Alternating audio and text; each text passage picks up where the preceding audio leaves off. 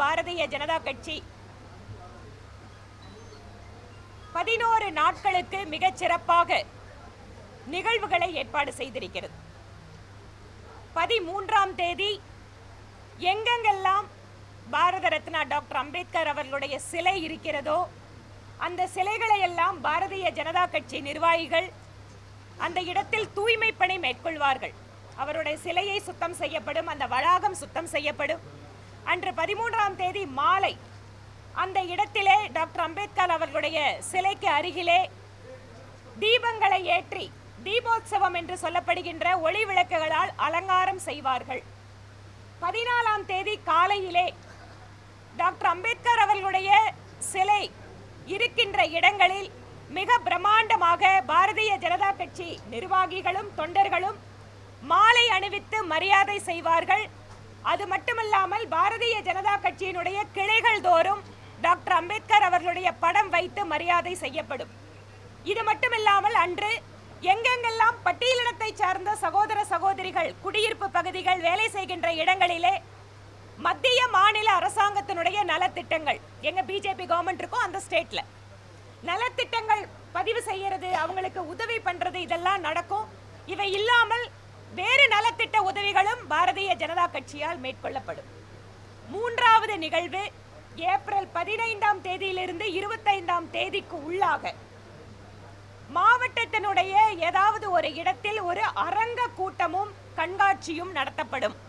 Doctor Ambedkar அவர்களை காங்கிரஸ் கட்சி எவ்வாறு நடத்தியது, குறிப்பாக பிரதமர் நேரு அவர்களும் காங்கிரஸ் கட்சியும் அவருக்கு முக்கியத்துவம் கொடுக்காமல் எப்படி புறக்கணித்தது, அவருடைய தேர்தல் தோல்விக்காக எப்படி உடனிருந்து வேலை செய்தது, அவருக்கு யார் அந்த கௌரவத்தை கொடுத்தார்கள், மந்திரி சபையிலிருந்து அவர் விலகுகின்ற பொழுது நேரு அவர்களுக்கு கொடுத்த ராஜினாமா கடிதம் கூட இன்று வரலாற்றிலே இல்லை. அதை கூட காங்கிரஸ் கட்சி அரசாங்கம் அழித்து விட்டது. அந்த ராஜினாமா கடிதத்திலிருந்து தொடங்கி அவருடைய எலெக்ஷன்ல இருந்து அதற்கு பின்பாக எப்படியெல்லாம் வாய்ப்பு கிடைக்கின்ற போதெல்லாம் டாக்டர் அம்பேத்கரை காங்கிரஸ் கட்சி இழிவுபடுத்தியது, அரசியலமைப்பு சட்டத்திற்கு எதிராக நடந்து கொண்டது, குறிப்பாக நெருக்கடி நிலை காலகட்டம், இந்த மாதிரி விஷயங்களை எல்லாம் ஒவ்வொரு அரங்க கூட்டத்திலேயும் முக்கியமான கட்சியினுடைய தலைவர்கள் எடுத்து மக்களுக்கு கூறுவார்கள். இந்த அரங்க கூட்ட ஒரு பட்டியலினத்தை சார்ந்த ஒரு பெண்மணியால் துவங்கி வைக்கப்படும். இந்த அரங்க கூட்டத்தில் பட்டியலினத்தை சார்ந்த மக்கள், பிற்படுத்தப்பட்ட சமுதாயத்தை சார்ந்த முக்கிய நபர்கள், சமுதாயத்தினுடைய பல்வேறு முக்கிய பிரமுகர்கள் அத்தனை பேரும் இந்த நிகழ்ச்சிக்கு அழைக்கப்பட்டு அவர்களுக்கு பாரதிய ஜனதா கட்சியும் பிரதமர் மோடி அவர்களும் டாக்டர் அம்பேத்கர் அவர்களுடைய புகழை பரப்புவதில், அவருக்கு கௌரவம் கொடுக்கின்ற வகையில் மற்றும் அரசியலமைப்பு சட்டத்தை எப்படி பாரதிய ஜனதா கட்சி நிலைநிறுத்தி கொண்டிருக்கிறது என்கின்ற தகவல்களை எல்லாம் அந்த அரங்க கூட்டத்தில் மக்களுக்கு எடுத்துச் சொல்வார்கள்.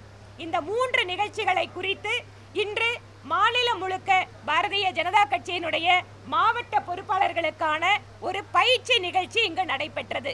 இதில் தேசிய பொறுப்பாளர் திரு தருண் சுக் அவர்களும் கலந்து கொண்டார். ஆந்திராவிலிருந்து திரு வெங்கடேஷ் அவர்கள் இந்த நிகழ்ச்சியை பார்வையிடுவதற்காக பங்கு கொள்ள வந்திருக்கிறார். மாநிலத்தினுடைய பொறுப்பாளர் பொதுச் செயலாளர் அன்பு சகோதரி கார்த்தியாயினி அவர்களும் அவர்களோடு இணைந்து ஒரு 7 பேர் கொண்ட குழுவும் இந்த நிகழ்ச்சியை ஒருங்கிணைக்கிறார்கள். இது மட்டுமல்லாமல் பட்டியலின எஸ்சி மோர்ச்சாவை சார்ந்த அத்தனை நிர்வாகிகளும் இந்த நிகழ்ச்சியில் ஏற்பாடு செய்வதில் பங்கு கொண்டிருக்கிறார்கள். அவர்களுடைய பணிகளை கூட நம்முடைய மாநில பொதுச் செயலாளர் பொன் பாலகணபதி அவர்கள் ஒருங்கிணைத்துக் கொண்டிருக்கிறார். மாநிலம் முழுக்க ஆயிரக்கணக்கான இடங்களில் டாக்டர் அம்பேத்கர் அவர்களுடைய ஜெயந்தி என்பது நல்ல முறையிலே சிறப்பாக கொண்டாடப்படுவதற்கும் இது குறித்தான செய்திகள் மக்களை சென்றடைவதற்கும் விரிவான ஏற்பாடுகளை பாரதிய ஜனதா கட்சி செய்து கொண்டிருக்கிறது.